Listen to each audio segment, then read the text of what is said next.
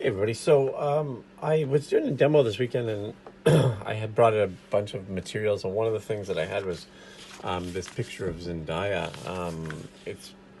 I didn't actually end up using it in the demo, but I thought rather than let it go to waste, I'm going to draw it today. It's bigger than I just want to draw a little sort of quick kind of block and sketch, but it's such a lovely picture. She's got really unique features.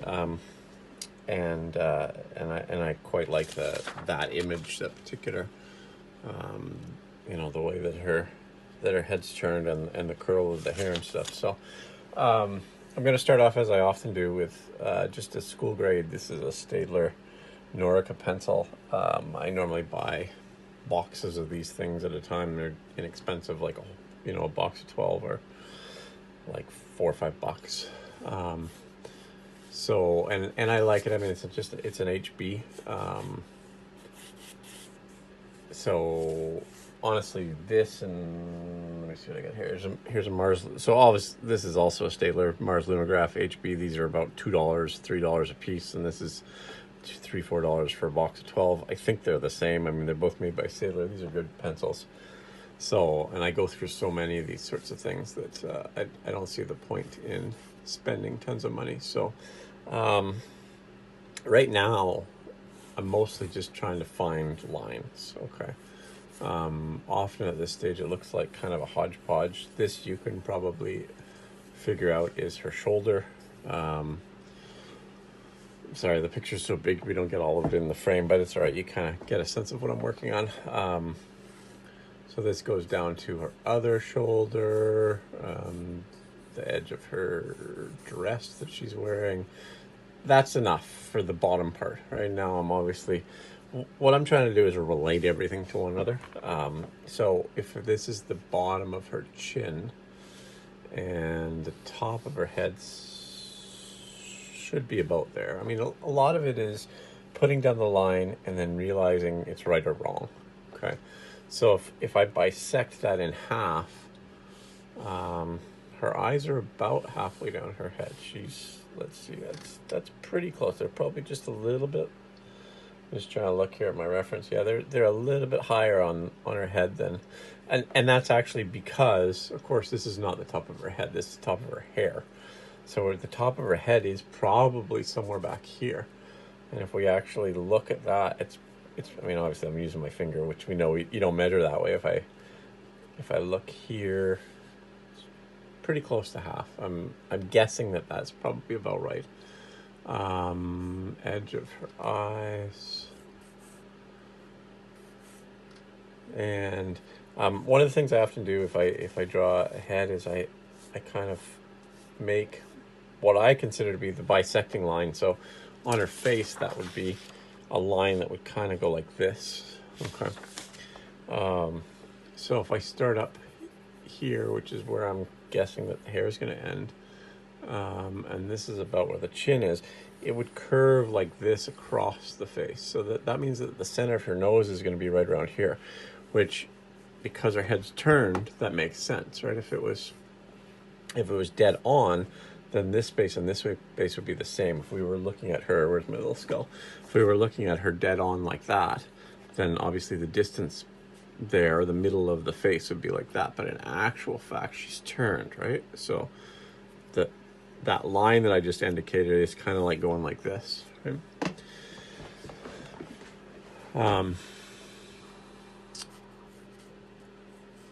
And one of the questions I get asked a lot is, well, how do you know, like, that line that you're putting in right now? How do you know that that's in the right place? Well, first of all, I don't know for sure.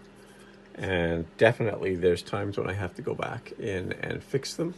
Okay. It's just the nature of drawing, is that you're always correcting. But when they are right and I don't have to fix them, I guess the answer is kind of just, I know, because I've practiced, right? It would be like asking a guitarist, how do you know which note to play? Like, how do you know when you move your hand and you're not looking at the guitar, how do you know that you're getting the right note? Well, it's because I've done it so many times that I know where the space is. The eyebrows are funny. They're actually probably the feature that I indicate with more detail faster than anything else because they are a landmark, right? They are a spot that I can really kind of, things build off of them, the eyes build off of them, the curve of the eye builds off of them. So I know that that's her nose there.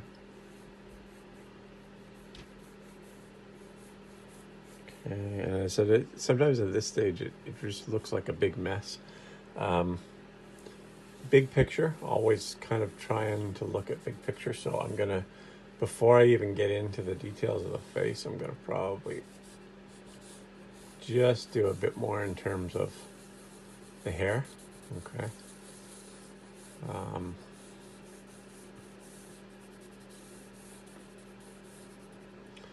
It's really kind of a neat hairstyle that she's got, which I like it from a standpoint of drawing. It's really quite cool.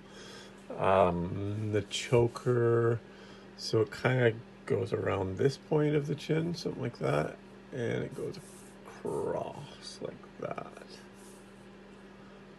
and then I think there's a weird sort of shadow in. Oh no, okay, I can see what it is. Sometimes you have to kind of understand what you're drawing before you can draw it. So there's a flap that goes like this. There's the little button that holds it in place. And again, this is detail. I mean, it's not super important that I get it dead on right. But there's actually then, that's the back of the choker, so it goes behind it. And then to make it even more confusing, that's the corner of her neck. And then there's like a shadow back here.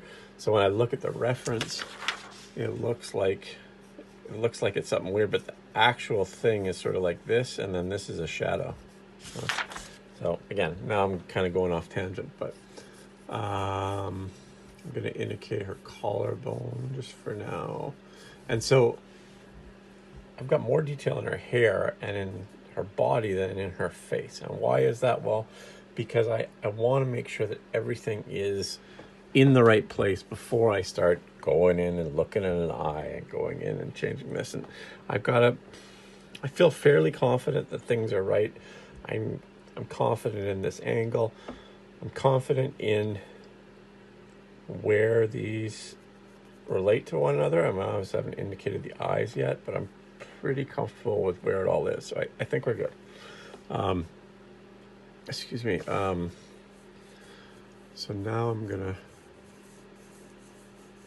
One of the things that I can't show very well in videos, and I mean, there's no way in demos, I talk about this all the time too when I give live demos. It's impossible for me to explain to you how light my touch is, right? If I press very, very hard, you can see how dark it is, and yet some of these lines you can barely see in the video, and that is because I'm drawing very light at this point. As I put down lines that I'm confident in, I might go darker, but while they're light, it's while they're it's always tough to try and draw and talk at the same time. So when I'm confident in a line, I might go dark. When I'm still not 100% sure that I have them in the right place, then I'll always keep things light. That's what I meant to say. It makes a little bit more sense. Okay, yeah, I think it's coming together fairly well. Pencil sharpener. Okay, so let's see. Now we're going to start going into the real details.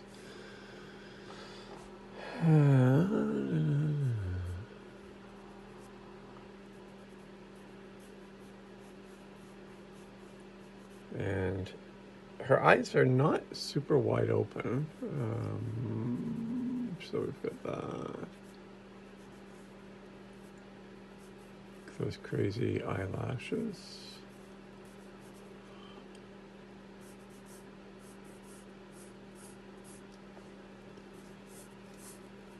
And you can see we were just talking about darkness of line.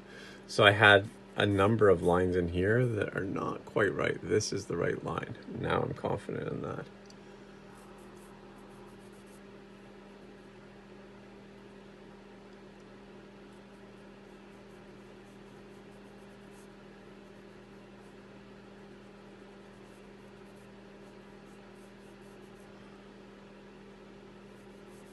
So when you see me stop, I'm normally evaluating what I'm looking at in terms of what is that shape, right? There's a flat area of her nose right there, and then it curves around. So on white, I'm trying to indicate that with a certain amount of lines without getting too dark yet. There's a plane here on her nose.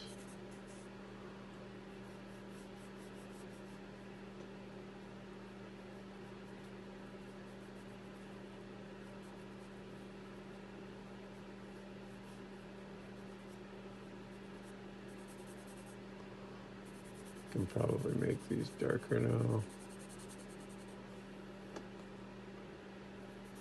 Yeah, I mean, I know when you see quick videos, it seems like it's just do, right? Lines just go down and everything's in the right place. But there is a real thought process behind, like this needs to get a bit more curved than I had initially drawn it. This part right here is darker, and then there's like actually a highlight right here.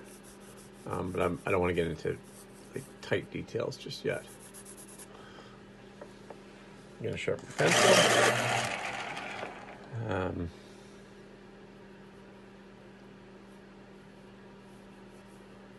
There's a lower lid.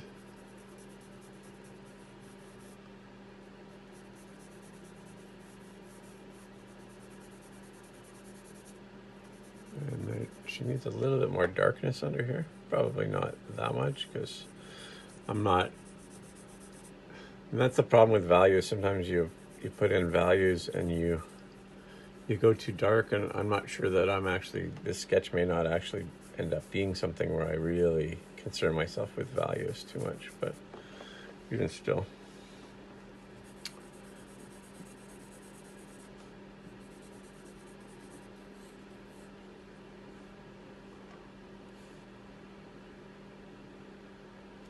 No, let's take this out because I'm not 100% confident. Her lip here, she's actually got, you know when your lips are dry and they kind of stick together? So that, I think that my initial line was a little low.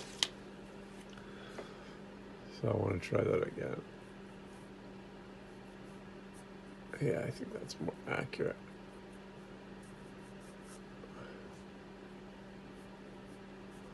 There's that little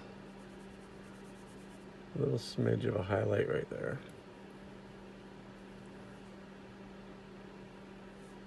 Okay, so if I was working on like a toned paper, I would be breaking out the white and putting a line right in here.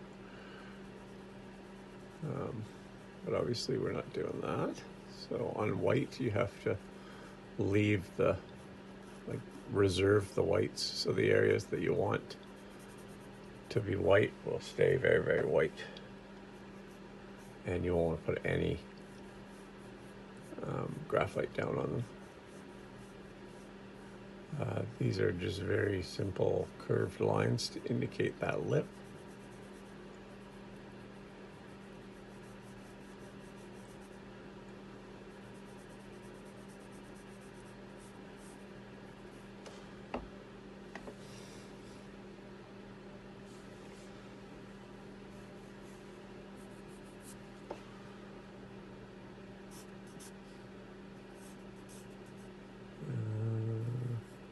That one. So that's the right line. This is the wrong line. So there's an indication I went a bit too dark, and so then that line I had to erase because it's fine to have, like you see there's a number of lines like these ones here. I'm not worried about erasing them because as I start to build up a bit of tone, then it's fine, they are what they are. But because that line was so dark, I needed to erase it, or else it wouldn't have made sense because it would have been competing with the actual line, right?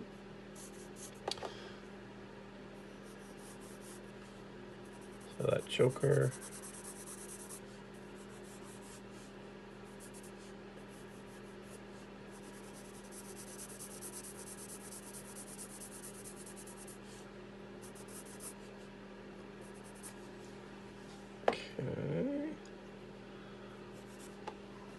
look back at those eyes now. We should probably try and put a bit more detail in the eyes if we can.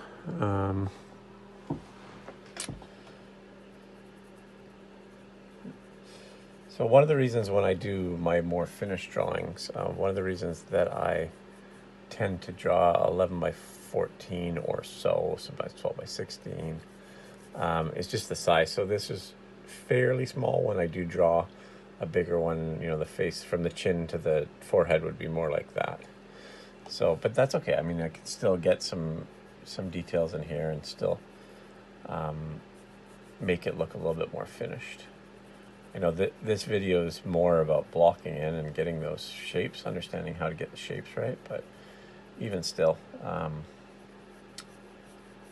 we can get a little bit more detail in than what I've got worked up already.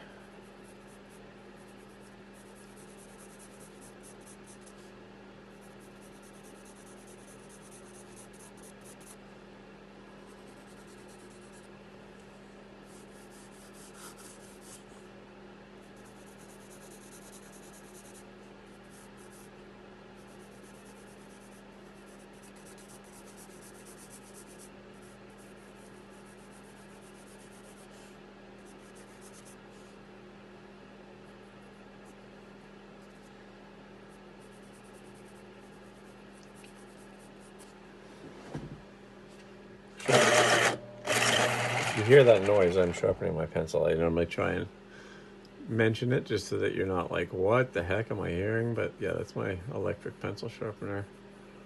I do tend to sharpen pencils a lot. That's why a lot of times you'll notice in demos I use mechanical pencils, and that's not necessarily because I prefer using them. It's just often it's because they're easier with demos. I don't have to sharpen them. Although if I'm using, you know, like one of these guys, a 2mm one, that's still not particularly sharp for me. So I do end up having to sharpen them by hand anyway. They're just not noisy.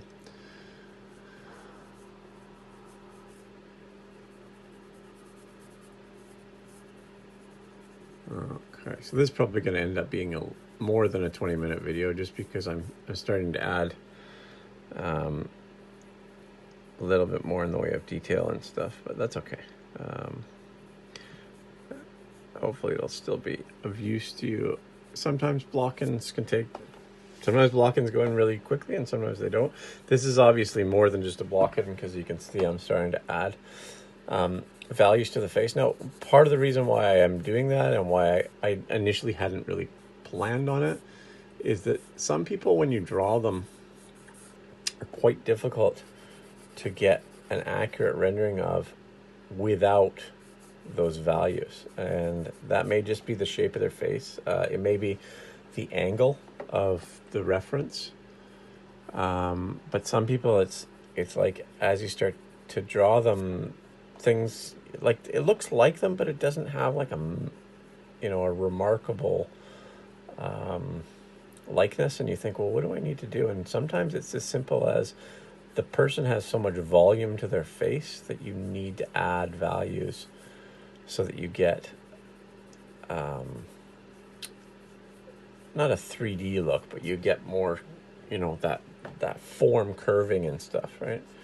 And once you do that, then suddenly you're like, oh, okay, that looks like them now. I get it.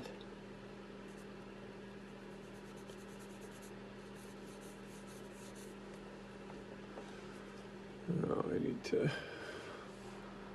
just adjust those teeth a little bit.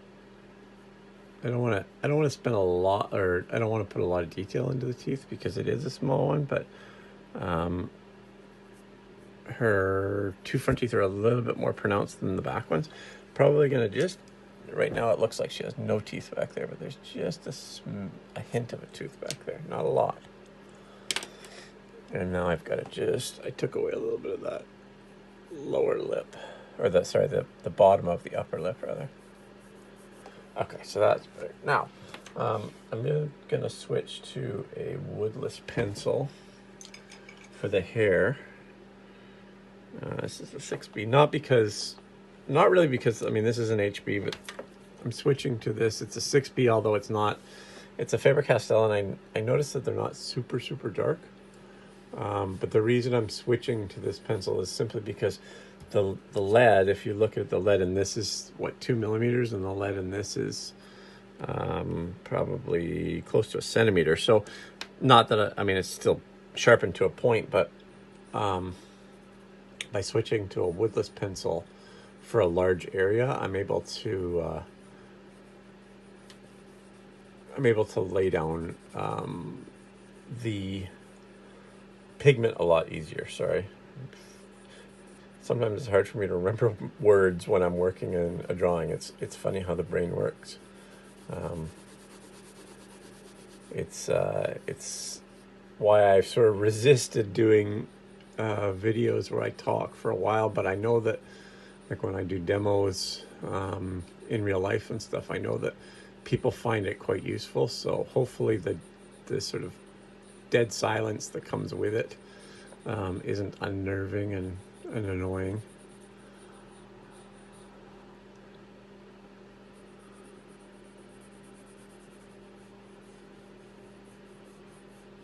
And the thing about the hair too is there's shapes in the hair, and so when you're laying down hair, you want to be aware of those too. It's like drawing a forest.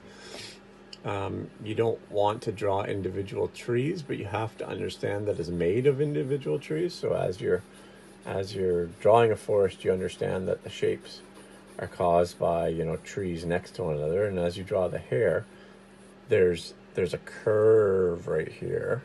So even though we're drawing it as a mass, we still kind of indicate that curve. These lines, so right here I'm going side to side. That's not how her hair goes. Her hair, it actually goes like this. But I wanted to actually just lay down some pigment, basically, right? I just wanted to get some graphite down, and now I'm going over it and getting those to go the right way. So hopefully that makes sense as to why I do that. As always, if you have questions or comments or something else, just post it in the post a reply in the comment section below, and I'll see if I can answer it or if I have some ideas for you or whatever. So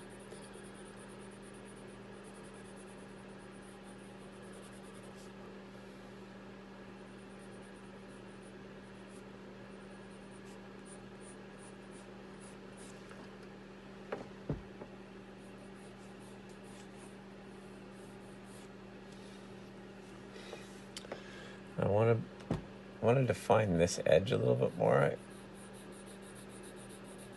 because that's kind of a focal point. I notice now that I put a little bit more detail into the other eye, so let's see if we can get this one a bit more dark too. So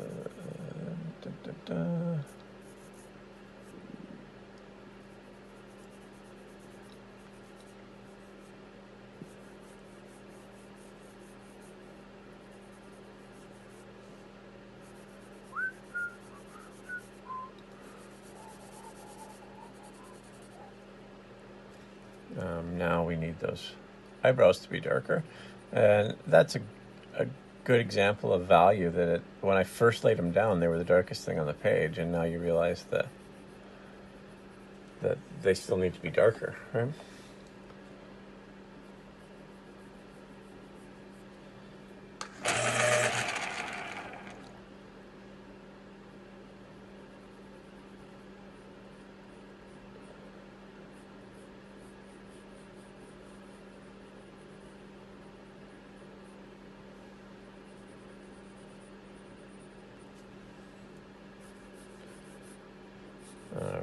So I think I might actually take this one and do a more finished sketch. For now, though, I wanted to do something kind of fun and quick. But it is really quite a lovely picture of her, although she's pretty much always lovely, very photogenic, very talented young lady. I'm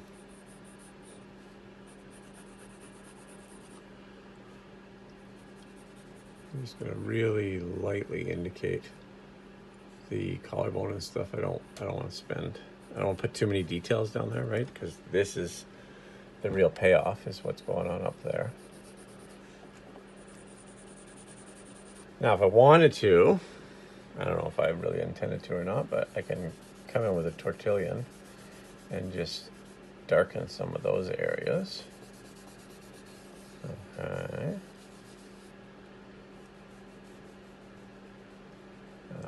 Yeah, I said originally I just sort of thought I would do this as a block-in, but it's become, it's not a finished sketch by any means. It's still pretty quick, but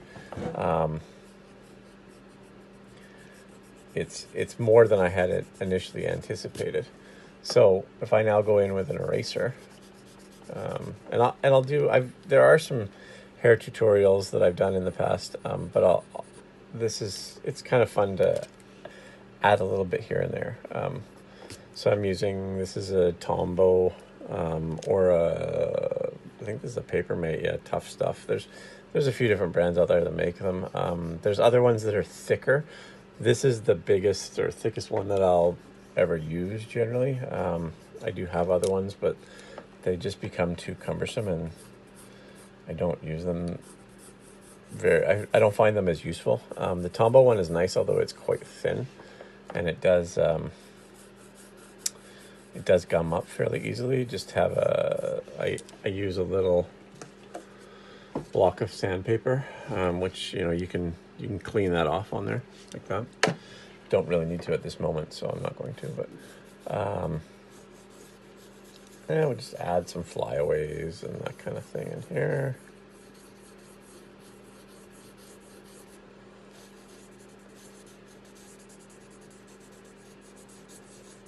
Okay, so, and I mean, I could keep working on this for a while if I really wanted to. The intention was to make it a quick sketch. It's already probably a little bit longer than that, but still pretty quick as sketches go. But I don't want to spend too much time on it. So I'm probably going to call it quits pretty soon here. I just want to see if there's anything. Sometimes I'll draw things like this and I'll realize, oh, that's a glaring thing that I should have done. But I don't think there's anything that's really glaring. It's just a nice little quick sketch. And hopefully that was useful and you guys learned a few things. It can help you with your block-in. When you do flyaways, remember that hair, even though a strand of hair is solid, when we see a flyaway, they tend to do, when we see a flyaway, they tend to go like this, right? So you see kind of an area of hair that it looks like it goes thin to thick to thin, but it really doesn't. It's just how the light catches it. So if you do add in some flyaways, be sure to add in different areas that are kind of a bit of both. And yeah, there you go. I'm going to stop because I just keep going. I'm like, oh, I should add a bit more tone here, a bit more value, but that's enough, I think. And then I go back in and see that there's a little shadow here that I missed. Anyway, so let me know what you guys think. If you have any questions, if you have concerns, comments, whatever. And yeah, I'll see you next time.